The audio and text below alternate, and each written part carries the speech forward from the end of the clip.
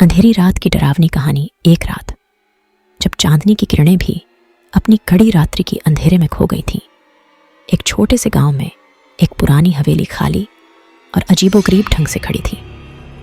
यह हवेली काफ़ी वर्षों से खाली थी और लोग कहते थे कि इसमें भूतों का साया है जो रात के समय उसे अपने अंदर समेट लेती है। इस गांव में रहने वाले लोगों की बातों में यह हवेली एक डरावनी कहानी का प्रमुख केंद्र बन चुकी थी।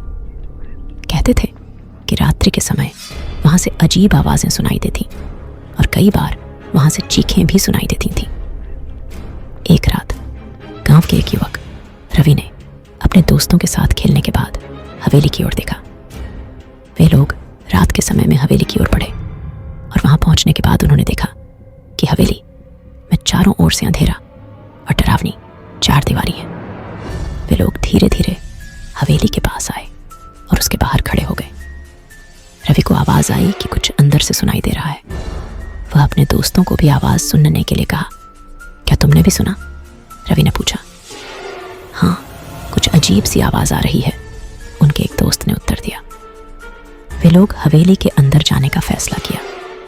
धीरे धीरे हवेली की ओर बढ़ते हुए उन्हें वहां से कुछ अजीब सी बातें सुनाई देने लगीं। क्या ये आवाजें हैं? रवि ने कहा। शायद हवेली में कोई है, उनका एक और दोस्त ने उत्तर दिया। उन्होंने हवेली के दरवाजे को खोला और अंदर चले गए।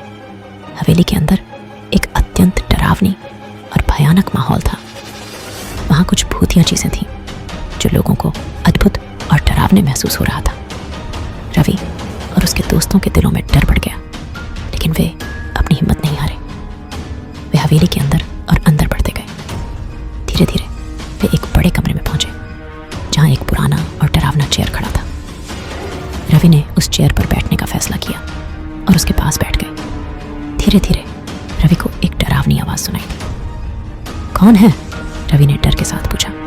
कोई जवाब नहीं आया। फिर से वह आवाज सुनाई दी, लेकिन इस बार वह और भी डरावनी थी। रवि और उसके दोस्तों का दिल धड़कने लगा। उन्हें यह लगने लगा कि कोई भूत है और वह उनके पीछे है। हमें यहां से निकलना चाहिए, रवि ने कहा।